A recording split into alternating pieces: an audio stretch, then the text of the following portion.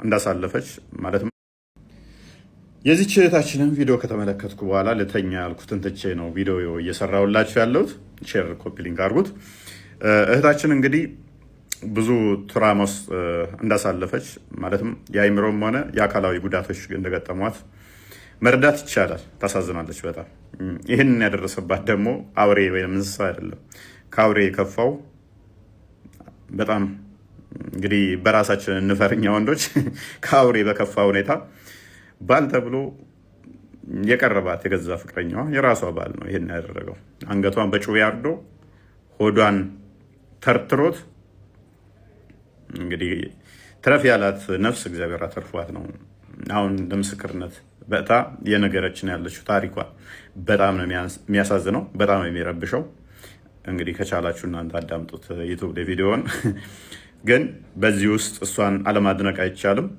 ከዛ ሁሉ ችግር ውስጥ ወጥታ እንደገና እሱን ለማሳሰር የከፈለችው መስዋዕት፣ ሆዷን በስለት የተረተረው፣ አንገቷን ያረደው ከሱ ጋር ተመልሳ አድራ ነው እሱን ለማስያዝ የበቃችው። በጣም እሷን አለማድነቅ አይቻልም፣ አለማጨብጨብ አይቻልም። ለእሷ እሷን እናደንቃታለን ይህን በማድረጓ ለፍርድ በማቅረቧ። ነገር ግን ሰው ያስፈልጋታል፣ ከጎኗ ልትሆኑ ይገባል።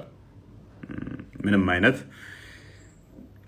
በሚያስፈልጋት ሁሉ እንድትተባበሯት ጥሪ ያስተላልፋለሁ ማለት ነው። በዚህ ውስጥ ግን ወንዶች እህት እናት ያላችሁ፣ በእንደዚህ አይነት ጭካኔ ውስጥ ያላችሁ፣ በእንደዚህ አይነት ነውር ውስጥ ያላችሁ ወንጀሉን ሕግ ይጠይቃችሁ።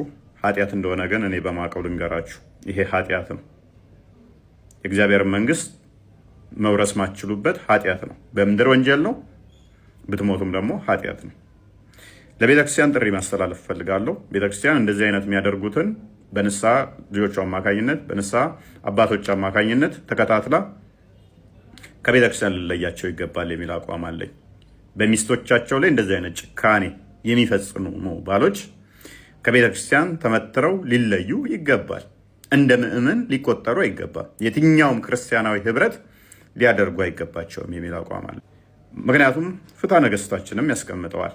ባል ሆን ብሎ ሚስቱን ከቤቱ እንድትወጣለት ወይም ደግሞ ለመለየት ፈልጎ እንደዚህ አይነት የማሰቃየት ስራ ወይም የሚያሰቃያት የሚበድላት ከሆነ ነው የሚለው ቁርባን እንዳይቆርብ ወይም ደግሞ ቅዱስ ቁርባን እንዳይቀበል ይደረግ፣ ከቤተ ክርስቲያን ይነጠል፣ ይውመተር፣ ይለይ ነው የሚለው። ስለዚህ ከቤተ ክርስቲያን ይለይ ባል ሚስቱን የሚያሰቃይ ከሆነ የሚል አስተምሮ ፍትሐ ነገሥታችን ላይ ስላለ ይህን አስተምሮ ትውልዱ እንዲያውቀው ማስተማር ጤናማ ነው። ወንዶች ይህን ልታውቁት ይገባል።